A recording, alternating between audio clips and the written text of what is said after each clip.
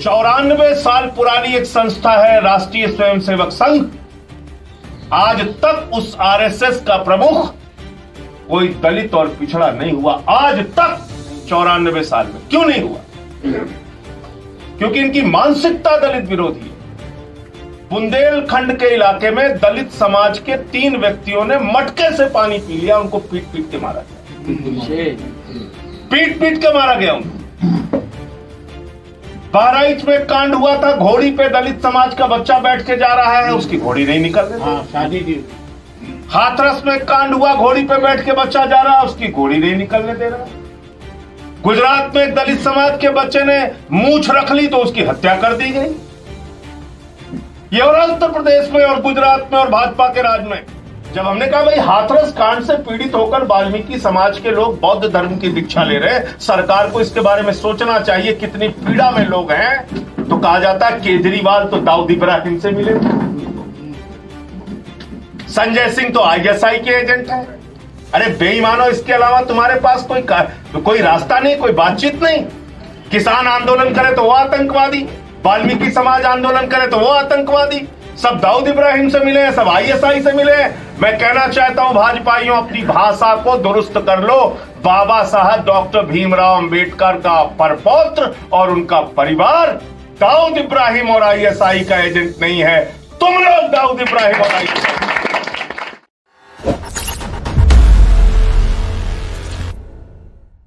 अभी मुझसे पहले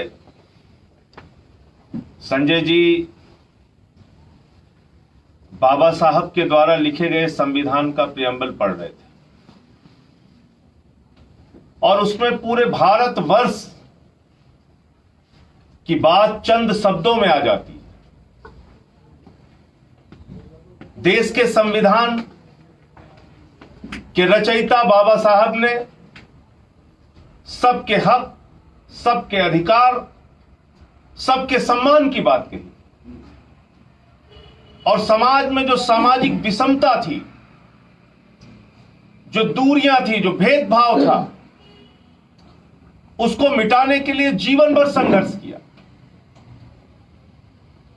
लेकिन आज बड़े अफसोस के साथ कहना पड़ रहा है कि 73 साल की आजादी के बाद जिस व्यवस्था को, जिस छुआछूत की बीमारी को बाबा साहब डॉक्टर भीमराव अंबेडकर जी खत्म करना चाहते थे, भारतीय जनता पार्टी ने हिंदुस्तान में उस बीमारी को फिर से फैलाने का काम किया है। इसलिए इनसे सावधान रहने की जरूरत है। इसलिए इनसे सावधान रहने की जरूरत है। और मैं बार बार इस बात को कहता हूं और मैंने पार्लियामेंट के अंदर भी इस बात को कहा कि आप बताइए, 94 साल पुरानी एक संस्था है राष्ट्रीय स्वयंसेवक संघ। आज तक उस आरएसएस का प्रमुख कोई दलित और पिछड़ा नहीं हुआ। आज तक 94 साल में क्यों नहीं हुआ? क्योंकि इनकी मानसिकता दलित विरोधी है। क्योंकि इनकी मानसिकता समाज के पिछड़े और शोषित वंचित लोगों के खिलाफ है। इस बात को हमें समझना पड़ेगा साथियों और दोस्तों। मनुष्य को मनुष्य नहीं समझते, इंसान को इंसान नहीं समझते। मैंने खबर पढ़ी अभी 1 हफ्ते पहले, शायद आपकी भी निगाह में पड़ी हो। बुंदेलखंड के इलाके में दलित समाज के 3 व्यक्तियों ने मटके से पानी पी लिया, उनको पीट पीट के मारा गया। पीट पीट के मारा गया उनको। बहराइच में कांड हुआ था, घोड़ी पे दलित समाज का बच्चा बैठ के जा रहा है, उसकी घोड़ी नहीं निकल रही। शादी की। हाथरस में कांड हुआ, घोड़ी पे बैठ के बच्चा जा रहा है, उसकी घोड़ी नहीं निकलने दे रहा। गुजरात में दलित समाज के बच्चे ने मूंछ रख ली तो उसकी हत्या कर दी गई। ये हो रहा उत्तर प्रदेश में और गुजरात में और भाजपा के राज में। इसलिए मैं आप सबसे कहना चाहता हूं, अगर सम्मान समाज में नहीं है तो हमारे जीने का कोई अर्थ नहीं है। समाज के हर वर्ग को सम्मान के साथ बाबा साहब का संविधान कहता है जीने का हक है। बाबा साहब डॉक्टर भीमराव अंबेडकर का संविधान कहता है हर व्यक्ति को सम्मान के साथ हिंदुस्तान में जीने का हक है। कहता है कि नहीं कहता? तो मैं तो उन्हीं की बात कहता हूं। मैं तो देश का संविधान, जिसके मुताबिक ये देश चलता है, जिसके मुताबिक ये देश की व्यवस्था चलती है, जिससे ये संसद बनी, जिससे ये विधानसभाएं बनी, जिससे इस देश का कानून चलता है, मैं तो उस संविधान में दिए गए अधिकार की बात करता हूं। और वो अधिकार ये कहता है कि हर व्यक्ति को बराबरी के साथ, स्वतंत्रता के साथ, आजादी के साथ इस मुल्क में रहने का अधिकार है। और अगर 73 साल के बाद भी तुम उनको जानवर समझते हो तो हम तुम्हारे खिलाफ अंतिम दम तक, अंतिम सांस। क्योंकि एक बात जो संजय जी ने कही विज्ञान भवन की, वो विचार की बात, तो ये विचार जब से मैं समझदार हुआ मेरे मन में आया। समाज की व्यवस्था को देख के, छुआछूत की बीमारी को देख के, भेदभाव को देख के, मंदिर में प्रवेश नहीं करने देना है, कोई दलित समाज की महिला अगर मिड डे मील का खाना बनाती है तो उसके हाथ का खाना नहीं खाना। मुझे समझ में नहीं आया कि कैसा हिंदुस्तान हम लोग बनाना चाहते हैं। ऐसा हिंदुस्तान जहां इंसान को जानवर समझा जाए, ऐसा हिंदुस्तान जहां पानी पीने का हक ना हो, मूछ रखने का हक ना हो, घोड़ी पे बैठने का हक ना हो, ऐसा हिंदुस्तान जहां हाथरस में वाल्मीकि समाज की एक बच्ची के साथ गैंगरेप की घटना हुई तो बलात्कारियों को बचाने के लिए आदित्यनाथ की सरकार खड़ी हो गई। और इसलिए मैं वहां पे गया था।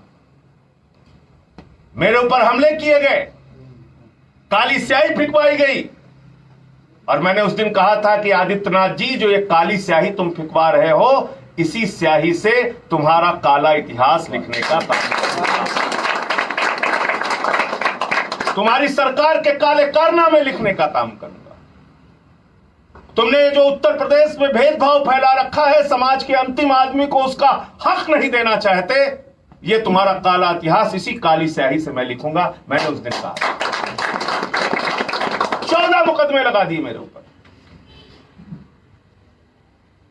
देशद्रोह का मुकदमा लगा दिया, मेरी पार्टी का दफ्तर बंद करा दिया लखनऊ में। 14 मुकदमे 4 महीने में किसी माफिया पे नहीं हुए उत्तर प्रदेश में, संजय सिंह के ऊपर हुए। और कारण क्या है कि मैं हाथरस में वाल्मीकि समाज की बेटी का मुद्दा उठाता हूं, मैं बलिया में जयप्रकाश पाल का मुद्दा उठाता हूं, मैं कानपुर देहात के ब्रजेश पाल का मुद्दा उठाता हूं, मैं संजीत यादव का मुद्दा उठाता हूं, मैं विष्णु निषाद का मुद्दा उठाता हूं, मैं समाज के शोषित वंचित लोगों का मुद्दा उठाता हूं, तो मेरे ऊपर मुकदमे लिखे जाते हैं। बलरामपुर का कांड हुआ, लखीमपुर खीरी का कांड हुआ, जौनपुर का कांड हुआ, जहां दलित बच्चियों के साथ बलात्कार की घटनाएं, और बलात्कारी पकड़े नहीं जाते बल्कि बलात्कारियों के पक्ष में सरकार खड़ी हो जाती है। कैसी निर्मम सरकार है, कैसी संवेदनहीन सरकार है, कैसी सरकार है ये, जो मासूम बच्चियों के रेप के मामले में भी जाति और धर्म देख के काम करती है। कानपुर के अंदर एक 6 साल की बच्ची के साथ रेप करके उसका कलेजा निकाल के खा लिया गया। गोरखपुर में 7 साल की एक बच्ची के साथ रेप हुआ। मजदूरों की बेटियों के साथ बंदूक के नोक पे गोरखपुर जनपद में बलात्कार की घटनाएं, ये हो रहा उत्तर प्रदेश में। और इस अन्याय और अत्याचार को खत्म करने के लिए मैं आप लोगों से हाथ जोड़कर निवेदन करता हूं, आपका साथ चाहिए, आपका विश्वास चाहिए, आपका संघर्ष चाहिए, और हर कदम पर कंधे से कंधे मिला के हम लोग चलेंगे, ये संकल्प आपसे चाहिए। दिल्ली के मुख्यमंत्री अरविंद केजरीवाल, उन्होंने सवाल उठा दिया, हमने सवाल उठा दिया। संजय जी, आप जानते हैं हाथरस कांड से पीड़ित होकर वाल्मीकि समाज के गाजियाबाद के कुछ लोगों ने बौद्ध धर्म ग्रहण किया, बौद्ध धर्म, और उसको ग्रहण कराने के लिए कौन आया, वो दीक्षा दिलाने के लिए कौन आया? बाबा साहब डॉक्टर भीमराव अंबेडकर जी के परपौत्र आए। और क्या कहा भाजपाइयों ने? जब हमने कहा भाई हाथरस कांड से पीड़ित होकर वाल्मीकि समाज के लोग बौद्ध धर्म की दीक्षा ले रहे, सरकार को इसके बारे में सोचना चाहिए, कितनी पीड़ा में लोग हैं, तो कहा जाता है केजरीवाल तो दाऊद इब्राहिम से मिले, संजय सिंह तो आईएसआई के एजेंट है। अरे बेईमानो, इसके अलावा तुम्हारे पास कोई रास्ता नहीं, कोई बातचीत नहीं। किसान आंदोलन करे तो वो आतंकवादी, वाल्मीकि समाज आंदोलन करे तो वो आतंकवादी, सब दाऊद इब्राहिम से मिले हैं, सब आईएसआई से मिले हैं। मैं कहना चाहता हूं भाजपाइयों, अपनी भाषा को दुरुस्त कर लो। बाबा साहब डॉक्टर भीमराव अंबेडकर का परपौत्र और उनका परिवार दाऊद इब्राहिम और आईएसआई का एजेंट नहीं है। तुम लोग दाऊद इब्राहिम और आईएसआई। जिस बाबा साहब ने देश का संविधान लिखा उसके परिवार को कहते हो दाऊद इब्राहिम से जुड़ा है। जिस बाबा साहब ने देश को व्यवस्था दी, विषमता दूर करने का ज्ञान दिया, उसको कहते हो दाऊद इब्राहिम से जुड़ा है। और मैंने पूछा, मैंने कहा भाजपाइयों कुछ तो अकल लगाते, नकल की भी अकल सीख लो। अरे बौद्ध धर्म की दीक्षा दाऊद इब्राहिम और आईएसआई क्यों दिलाएंगे? कब से बौद्ध धर्म का प्रचारक दाऊद इब्राहिम और आईएसआई हो गया? हो सकता है क्या? नहीं। लेकिन कुछ भी आरोप लगाना है आपको बदनाम करने के लिए। क्या वाल्मीकि समाज के लोग इतने लालची हैं कि वो आईएसआई और दाऊद इब्राहिम से पैसा लेके अपना धर्म परिवर्तन कर रहे हैं? उनकी पीड़ा को समझोगे नहीं, उनके दर्द को समझोगे नहीं, उनकी तकलीफ को समझोगे नहीं, उनकी बेटियों के साथ जो अत्याचार और अन्याय हो रहा है उस पर बातचीत नहीं करोगे, उस पर कार्रवाई नहीं करोगे, उसको दूर करने की कोशिश नहीं करोगे। पैसे लेके कर दिया, आईएसआई से मिले हैं, दाऊद, क्या बोलते जाते हो तुम लोग? इसलिए मैं कह रहा हूं हम सबको एक साथ संगठित होकर आज पूरे समाज को जगाने की जरूरत है। और हमारा किसी से बैर नहीं है, हम सिर्फ इतना चाहते हैं सम्मान के साथ, बराबरी के साथ हमको जीने का हक बाबा साहब ने दिया है और वो हक हमें कोई छीन नहीं। गलत तो नहीं कह रहा हूं? तो आज उत्तर प्रदेश में आदित्यनाथ जी की सरकार की गुंडागर्दी के खिलाफ, उनकी तानाशाही के खिलाफ जो लड़ाई लड़ रहे हैं उसमें आप सबका साथ और सहयोग चाहिए। और संजय जी से मैं निवेदन करूंगा कि उत्तर प्रदेश के हर जिले में जहां भी आपके साथी हैं उनको लेकर मिलकर एक योजना हम लोग बनाएंगे, जगह जगह सम्मेलनों का आयोजन। और अभी ही एक तारीख बुलंदशहर के लिए फिलहाल जो आपने कहा था वो तय कर लेते हैं, उसकी तैयारी में फिर हम लोग जुटते हैं।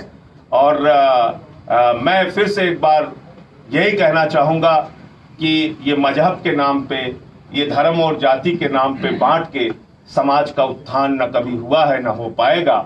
इस देश के संविधान के मुताबिक हमें हक चाहिए, सम्मान चाहिए, सम्मान से जीने की जिंदगी चाहिए। ये कब तक मजहबी नशा बांटिएगा? ये कब तक मजहबी नशा बांटिएगा? ये उन्माद वाली हवा बांटिएगा? ये मंदिर, ये मस्जिद, शिवालय की जिद में वतन ही ना होगा तो क्या बांटिएगा?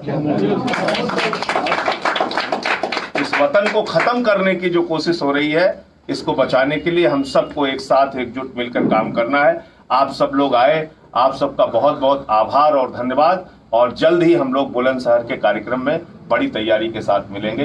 इंकलाब जिंदाबाद, इंकलाब जिंदाबाद।